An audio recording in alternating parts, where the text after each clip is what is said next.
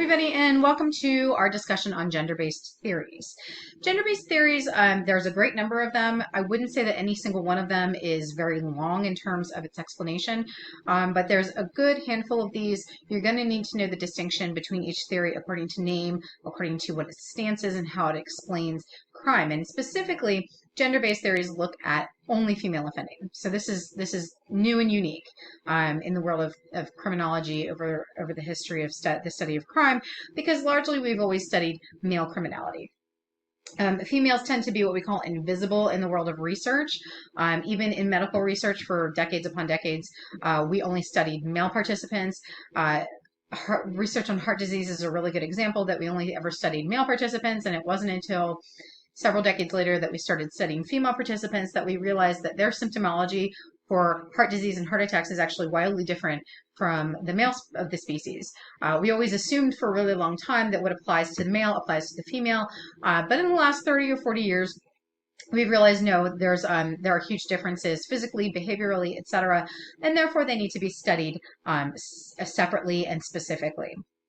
So males do account for a disproportionately large amount of crime. I mean, they account for, depending on what resource you're looking at, about 84% of all criminal acts, right? Females, again, depending on what resource you're looking at, results in anywhere from 12 to 16% of criminality goes back to female offending. And a lot of these gender-based theories want to look at that and say, first of all, why is there such a disjunction? Why is it so wildly more common for men to commit crime and women to not? And for the women that are committing crime, why are they committing crime? Especially because there's so few of them relative to their male counterparts, it can't therefore really be the same reasons. So what are the different reasons? So the first theory we're going to talk about is the liberation theory of female criminality, which was authored by a woman named Frida Adler in 1975. And she argued that with the women's liberation movement that occurred in the 1960s and the 1970s, women took on roles that were traditionally more masculine in nature or more male in nature. Women started leaving the house. They were no longer just relegated to taking care of the home and taking care of kids and running errands and so forth, domestic work, and they started entering the workforce and earning a living and becoming economically independent. They started carrying their own financial responsibilities. Adler argues that with this shift in a gender role from the home into the workforce that was traditionally defined as a more male role, women had to become more assertive in order to become competitive in the workplace, in order to make their own spot in the workplace that had up until that time been male for the entirety of history. So they started gravitating towards more masculine behaviors, and some of those more masculine behaviors are going to include criminality. White collar crime is a really good example of this, right? That white collar crime takes place in the workforce. You have to know your industry, you have to know the weak points, you have to have access to accounts and money management, and that it was largely a male crime until women started entering the workforce and having that opportunity for themselves. Frida Adler argues that because these roles and the definitions have changed, therefore so too will the behavior of women. And as the definition of female behavior has gone towards the more masculine in the workforce, she's going to increase her participation in crime because it is a more masculine behavior, and the female of the species has adopted more masculine behaviors over the last 4 or 5 decades. There's very little empirical support to back up Frida Adler's assertions, which is where Rita James Simon comes in. And she argued in 1975 that Adler's theory wasn't empty. A lot of people said, hey, there's no empirical support, so your explanation really doesn't have any value. But Adler says, no, even though there's a lack of empirical evidence, she continued the discussion about this social change that up until about the 1960s, women were always in the household. And after 1960s, and they started entering the workforce, it changed the life of women, right? I mean, you're commuting to work, you're going to work, you're seeing different people, you're exposed to different things in a given day versus when you were only allowed to stay home and take care of the house and take care of kids. Therefore, when you leave the house every day for work, there's simply more opportunity for crime. There's not a whole lot of opportunity for crime when you stay home every day. Of course, there is the potential, but it's much lower potential than if you are out interacting with people, seeing economic opportunities, having access to monies that you otherwise wouldn't have access to in the workforce. So, like I said, there's a huge gap in the number of crimes committed by males versus females. But what we've seen is that female offending is on the rise. Now, when I say on the rise, you have to temper your expectations. Females have only ever been responsible for about 11 or 12% of crime. But in the last 2 decades, we've seen those numbers rise to about 16%. So we've seen about a 5% increase in female offending. It's not catastrophic. It's not going to change the world, that 5%. But when you consider women have largely hovered around 12% throughout the history of crime statistics, that's a noteworthy increase. It's almost a 30% increase. And there has to be something driving that number. And over time, we're seeing more and more females engaging in crime, which begs the question, why? And we get back to this change in social definitions, right? In addition, with the change in social definitions, we've seen an increase in divorce. We've seen an increase in single women supporting themselves, single women supporting children, right? Which means they are more likely to be in poverty than their male counterparts. They have a family to take care of. They can't be in two places at once. They can't stay home and take care of young kids and go to work and earn a living. So there are less economic means of support for them. And a lot of women have in this position have turned to crime as a way to supplement their household. I have to be home for the kids, but I can't pay the bills, so I'm going to deal drugs. I'm going to engage in, theft and fencing stolen goods, prostitution, etc. So that could be part of the explanation for that boost, that 5% boost in crime. We've also seen changes in social policy that have resulted in more women coming into the criminal justice system. So, for example, in the 90s, mandatory minimum sentences, mandatory arrest policies were introduced, which means, it's for domestic violence, for example, mandatory arrest was introduced. It used to be that, the aggressor or the stronger of the two who could cause more damage was the one that got arrested while the other did not.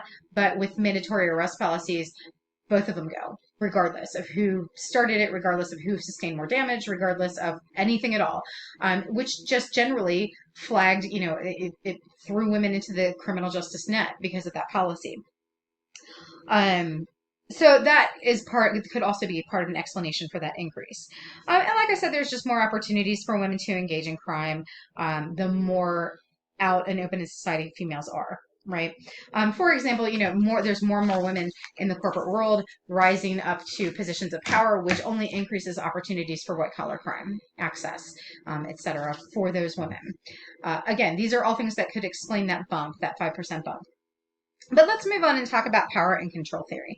So Hagen, who authored this theory in 1989, argued that there is a explanation for the huge disparity that 84% men, 16% women divide in crime.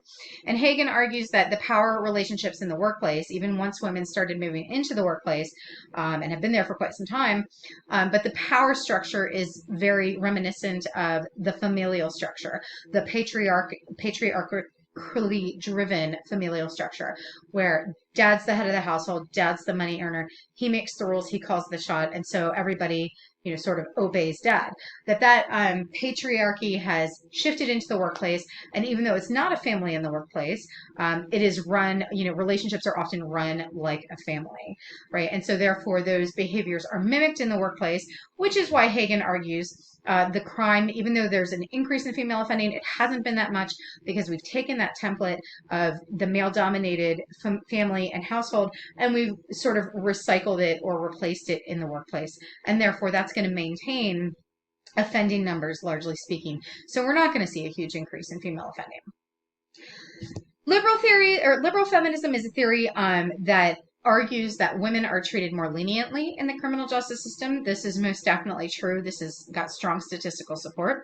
This is frequently referred to as the chivalry defense, that you have a lot of, although women are on the rise in increasing numbers in the criminal justice field, you still have a largely male dominated field. So that when you have officers are largely male, you have prosecutors, judges, there's a lot of women in there, but there's still a lot of men. And that when a female arrestee comes before an officer or comes before the court, they're more likely to go easier on her in terms of sentencing. Or even police just saying, hey, you know what, look, if it were a man in this situation, I would totally arrest, but you're crying, you're sad, you're the gentler sex. You remind me of my mom or my sister. I feel bad. So let's just go home and call it a day. Don't do it again. Right. So there is this argument that there is this disjunction in the handling of female criminals because of very traditional old school male and female gender roles in society.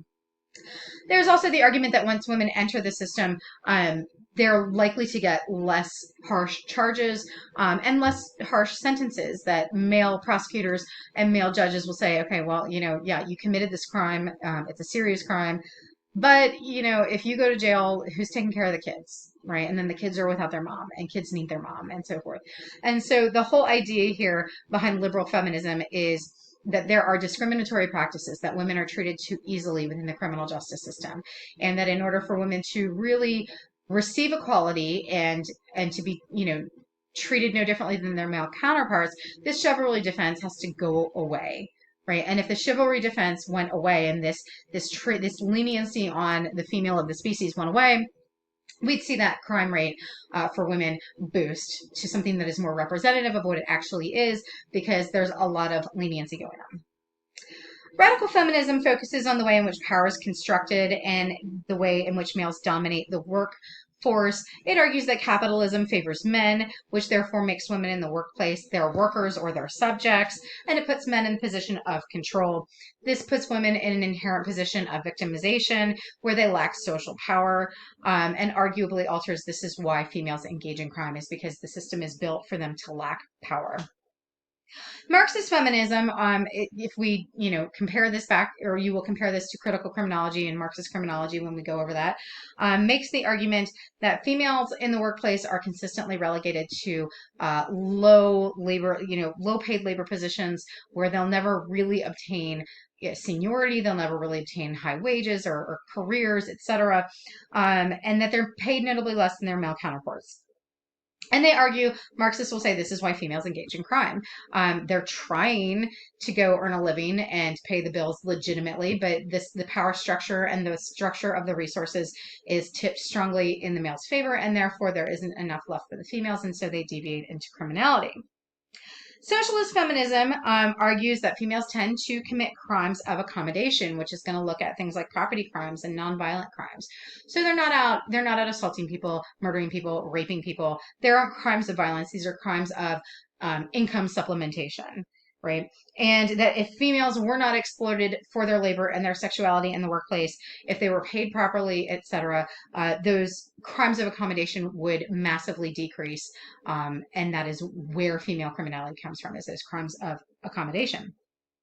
And finally, postmodern feminism is a theoretical approach that argues that it's gender, not biological sex, that is the most important variable in how we react to one another.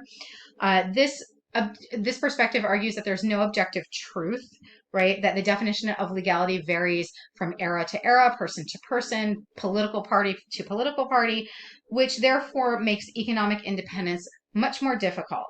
So they argue that the definitions, social definitions for women should not be the same as social definitions for men. So for example, that men make more money, men have more opportunities. So their definition of theft and their consequences for that theft should be much harder than for a woman who has less economic opportunity, makes less money, and therefore has a greater need for theft. That they should be receiving different punishments on the basis of those gender roles in society and the limitations that come specifically to the female who results in offending.